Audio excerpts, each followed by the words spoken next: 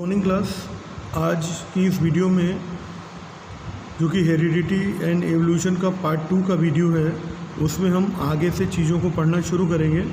Last video तक part 1 में हमने जो है मेंडल्स ने अपने एक्सपेरिमेंट्स के लिए पी प्लांट को ही क्यों चुना था, क्यों लिया था, इसके बारे में डिस्कस किया था। तो यहाँ आइए नेक्स्ट हम चलते हैं मेंडल्स के जो लॉज हैं उनके बारे में। तो मेंडल ने 3 तरह के लॉ दिए थे: law of dominance, law of segregation and principle of independent assortment. इन तीनों लॉज को डिस्कस करने के से पहले आइए हम कुछ चीज़ों को जान लेते हैं। जैसे आपको मैंने जो लाइट वाला चैप्टर था उसमें रे डायग्राम को बनाने से पहले मैंने कुछ उसमें इंपॉर्टेंट टर्म्स थे, जैसे principal axis, principal focus, centre of curvature, ये सब मैंने आपको बताया था। तो उसी तरह से ये जो मेंडल्स के लॉ हैं इनमें ये टर्म्स यूज़ होंगे, इसीलिए पहले हमें इनको समझना चाहिए। तो जीन अगर हम देखें तो ये बेसिक यूनिट है इनहेरिटेंस की, मतलब जो भी हमारे पास इनहेरिडिटरी कैरेक्टर्स होते हैं जो कि पेरेंट से ऑफस्प्रिंग्स में जाते हैं वो जीन्स के थ्रू ही जाते हैं। दूसरा है एलीज, ठीक है, ये अल्टरनेट फॉर्म है। जैसे टॉल के अंदर 2 तरह के एलीज, हमको पेयर ऑफ एलीज देखने को मिलेंगे। जैसे पहला है कैपिटल टी, दूसरा है स्मॉल टी और स्मॉल टी। तो इससे 2 तरह के हमारे पास, जैसे टॉल कैरेक्टर अगर हम लेते हैं तो टॉल कैरेक्टर के अंदर 2 तरह के एलीज इसके अंदर मौजूद होंगे। एक तो डबल टी से इंडिकेट करेंगे और एक स्मॉल टी से। यहाँ पर 2 तरह के हमारे पास कैरेक्टर्स हैं जिन्हें हम जानते हैं। एक होता है फिनोटाइपिक कैरेक्टर्स, एक होता है जीनोटाइपिक कैरेक्टर्स। फिनोटाइपिक कैरेक्टर्स क्या होते हैं? ऐसे कैरेक्टर्स जिनको हम देख सकते हैं, और दूसरे कैरेक्टर्स जो जीन्स के थ्रू हमारे अंदर आते हैं। जनरली इस तरह के कैरेक्टर्स जो होते हैं वो पेरेंटल कैरेक्टर्स होते हैं, जो पेरेंट से उनकी ऑफस्प्रिंग्स में आते हैं। 2 तरह के एलीज होते हैं हमारे पास, डोमिनेंट एलीज और रेसेसिव एलीज।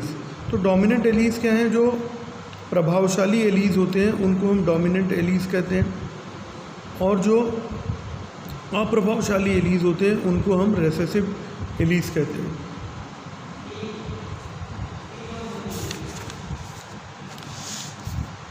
यहाँ पर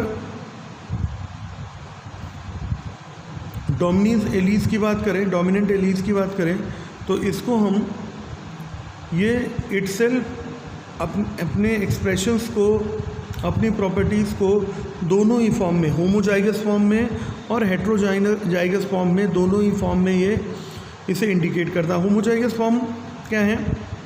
जैसे कैपिटल टी, मतलब 2 लंबे लोग अगर हैं तो दोनों ही प्रभावशाली हैं, लेकिन अगर एक बड़ा और एक छोटा व्यक्ति है तो उसमें जो बड़ा वाला व्यक्ति होगा वो छोटे वाले व्यक्ति को डोमिनेट कर देगा। मतलब इसमें जो डोमिनेंट एलीज होगा वो क्या होगा? कैपिटल टी होगा। तो यहाँ पर चाहे वो होमोजाइगस फॉर्म में हो और चाहे वो हेट्रोजाइगस फॉर्म में हो, दोनों ही फॉर्म में जो डोमिनेंट एलीज होते हैं वो अपनी प्रेजेंस को दिखाते हैं। रेसेसिव एलीज जो होते हैं ये केवल होमोजाइगस फॉर्म में ही अपनी कंडीशन को दिखाते हैं, एंड दैट ये हमेशा रेसेसिव वाले जो एलीज होते हैं ये हमेशा स्मॉल लेटर से इंडिकेट किए जाते हैं, जबकि जो डोमिनेंट एलीज होते हैं वो हमेशा कैपिटल लेटर से इंडिकेट किए जाते हैं। मोनोहाइब्रिड जो मेंडल्स का पहला लॉ था उसमें ये बताया गया कि अगर हम 2 पी प्लांट्स के बीच में उनके कंट्रास्टिंग कैरेक्टर्स के बीच में क्रॉस कराते हैं तो जो F1 जनरेशन होती है उसके अंदर केवल वही कैरेक्टर्स अपीयर होते हैं जो कि डोमिनेंट होते हैं। जैसे मान लीजिए ये टॉल है और ये ड्रॉप प्लांट है, पी प्लांट्स हैं ये, और इसका हमारे पास जो जीनोटाइप है वो डबल टी है और इसका स्मॉल टी है। तो इसका जो जीनोटाइप निकलेगा, ये तो फिनोटाइप हो गया टॉल, मतलब जो हमको दिखाई दे रहा है, इसलिए ये कैरेक्टर क्या हो जाएगा? फिनोटाइप कैरेक्टर हो जाएगा। और जीनोटाइप में इसके जो जीन्स निकलेंगे, इससे टॉल वाला और इससे स्मॉल वाला, ये आपस में क्रॉस करेंगे। अगर हम इनका सेल्फ क्रॉस कराएंगे आपस में, तो यहाँ देखिए इस टी और इस टी के बीच में क्रॉस होगा तो कैपिटल टी टी आ जाएगा। ये टी और स्मॉल टी के बीच होगा तो कैपिटल टी स्मॉल टी आ जाएगा। इस टी और स्मॉल टी के बीच में होगा तो टी और स्मॉल टी और कैपिटल टी हो जाएगा। फिर इस टी और इस टी के बीच में क्रॉस होगा तो दोनों स्मॉल टी आ जाएंगे। अब इसका हम फिनोटाइपिक रेशियो कैसे निकालते हैं?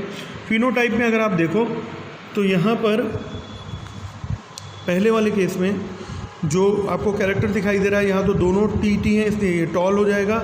यहाँ पर ये टॉल इसलिए होगा क्योंकि ये स्मॉल वाला इसमें रेसेसिव हो जाएगा, और जो कैपिटल वाला टी होगा ये इसको डोमिनेट कर देगा, इसलिए ये भी टॉल हो जाएगा।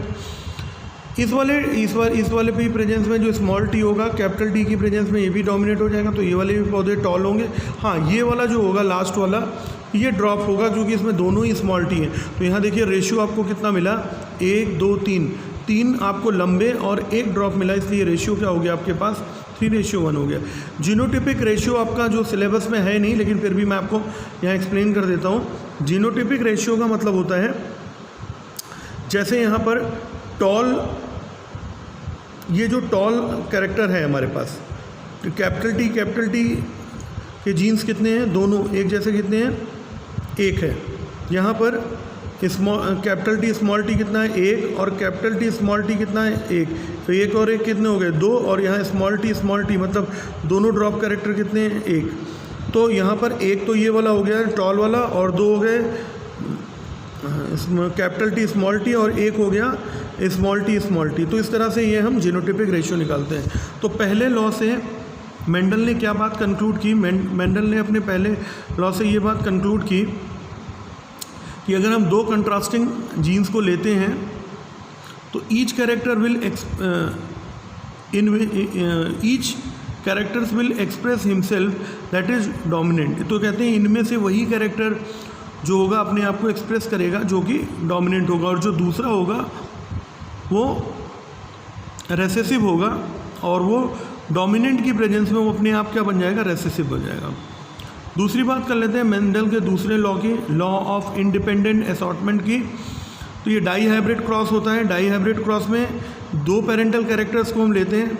जैसे पिछले वाले मेंडल का जो पहला लॉ था उसमें हमने केवल एक ही कैरेक्टर को लिया था, वो था टॉल। यहाँ पर हम 2 कैरेक्टर को लेंगे, टॉल के साथ में राउंड भी लेंगे, और यहाँ पर टॉल के साथ में हम रिंकल्ड भी लेंगे। मतलब यहाँ पर हम शेप और हाइट दोनों कैरेक्टर्स को चूँकि ले रहे हैं, इसीलिए डाई हाइब्रिड क्रॉस होता है।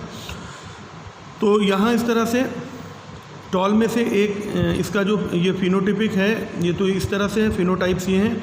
जीनोटाइप अगर निकलेगा तो टॉल में से टॉल निकलेगा, और राउंड में से ये राउंड होगा। यहाँ R is stand for round, C is small R represent for wrinkle sheet.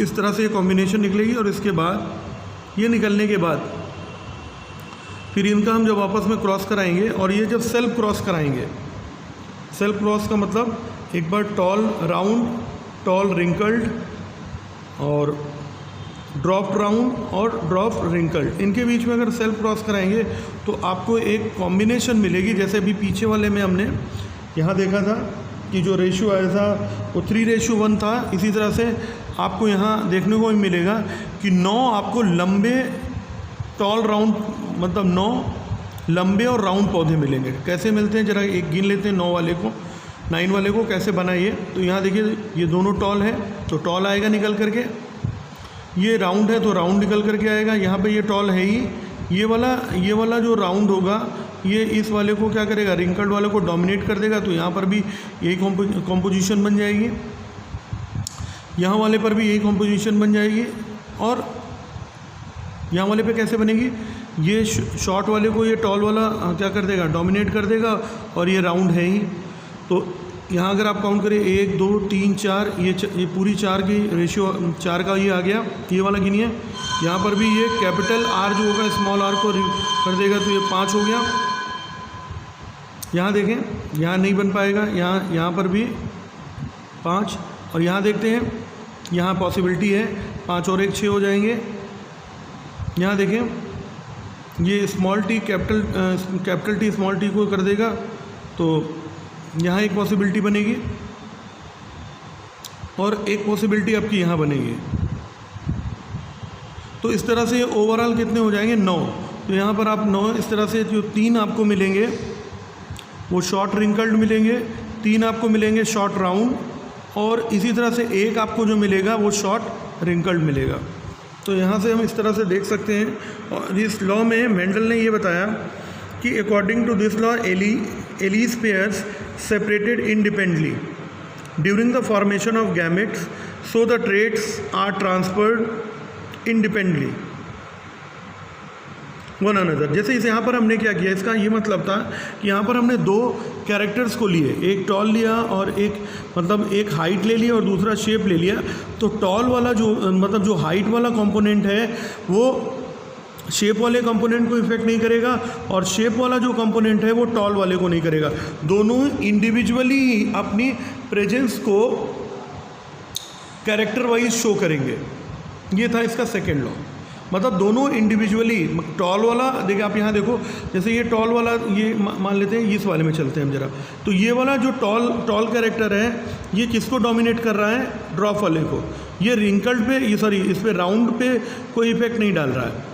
तो यहाँ पर आपने देखा। इसी तरह से यहाँ अगर आप देखो तो ये वाले एग्जाम्पल में ये वाला टॉल जो है इस वाले ड्रॉप को क्या कर रहा है, डोमिनेट कर रहा है। ये वाला राउंड जो है ये वाले रिंकल्ड को कर रहा है। तो इस तरह से आप देखो कि केवल एक स्पीसीज़ क्या कर रही है, एक जो हमारे पास जीन है, एक एलीज जो है वो जो पेयर ऑफ एलीज है उसमें जो डोमिनेंट है वही रेसेसिव को क्या, रेसेसिव वाले कैरेक्टर्स को ख़त्म कर रहा है, मतलब अपनी प्रेजेंस को शो कर रहा है रेसेसिव के केस में भी। तो इस तरह से इन्होंने ये लॉ बताया। अगला था law of segregation. Law of segregation में मेंडल ने बताया कि अगर हम 2 एलीज लेते हैं तो an organism has 2 alleles for each genes but they can only pass on 1। इनके पास 2 एलीज होती हैं लेकिन ये पास कितने को करते हैं, सिर्फ एक को ही पास करते हैं। जैसे यहाँ पर मान लीजिए ये है कैरेक्टर, ये कैपिटल टी है और ये स्मॉल टी है। तो ये कैपिटल टी को पास कर रहा है और ये स्मॉल टी को पास कर रहा है। इस तरीके से मतलब ड्रॉप वाले कैरेक्टर्स को पास करता है, टॉल वाला टॉल को। आगे की बात करते हैं हम।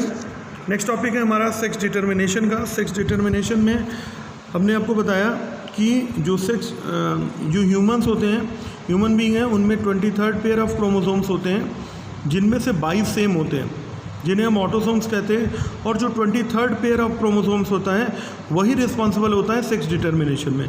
यहाँ पर अगर हम फीमेल की बात करें तो फीमेल में जो XX क्रोमोसोम्स होता है, तो फीमेल के अंदर जो क्रोमोसोम्स की कॉम्बिनेशन होती है वो XX होती है और मेल के अंदर XY होती है। तो अगर फीमेल का X क्रोमोसोम्स मेल के Y क्रोमोसोम्स के साथ में फ्यूज़ करता है तो XY कॉम्बिनेशन बनती है और यहाँ पर बॉय का फॉर्मेशन होता है। इसी तरह से अगर फीमेल का X क्रोमोसोम्स मेल के X क्रोमोसोम से फ्यूज़ करता है तो बेबी गर्ल बनती है और XY बनने पर बेबी बॉय बनता है। आगे देखते हैं हम स्पेसिएशन क्या है हमारे पास। स्पेसिएशन क्या है, ये एक प्रोसेस है जिसमें हम एग्जिस्टिंग स्पीसीज़ से अगर न्यू स्पीसीज़ बनती है तो वो प्रोसेस क्या कहलाता है, स्पेसिएशन कहलाता है।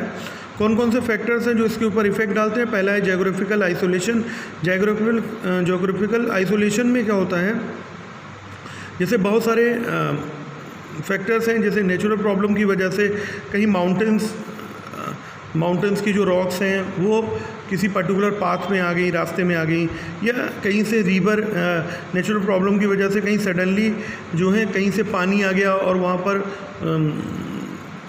कॉन्टीन्यूसली कई दिनों तक पानी इकट्ठा है। तो ये जो प्रॉब्लम्स हैं, ये जो बैरियर्स हैं जिनकी वजह से नई स्पीसीज़ का फॉर्मेशन होने लगता है, उसको हम वो क्या है, ज्योग्राफिकल आइसोलेशन है। इसको समझते हैं। मान लीजिए किसी जंगल में दो तरह के दो इंसेक्ट्स रहते हैं और किसी कारण से वहाँ पर जंगल में एक ऐसी नेचुरल प्रॉब्लम की वजह से एक ऐसी प्रॉब्लम आ गई जिसके कारण वहाँ पर बीच में एक नदी सी बन गई, तो वो नदी एक तरह की बैरियर हो गई, वो जियोग्राफिकल आइसोलेशन हो गया एक तरह का। तो जिससे कुछ जो नदी के लेफ्ट हैंड साइड में कुछ स्पीसीज लेफ्ट हैंड साइड में रह गई और कुछ राइट हैंड साइड में रह गई। तो जब ये इस तरह से रह गई तो उस कारण से जब स्पीसीज लेफ्ट से राइट में नहीं जा पा रही थी, तो उस कारण से ही जो वहाँ की अपनी जो पार्टीशन होने की वजह से वहीं की जो इंसेक्ट्स की स्पीसीज उनमें आपस में रिप्रोडक्शन होने लगा।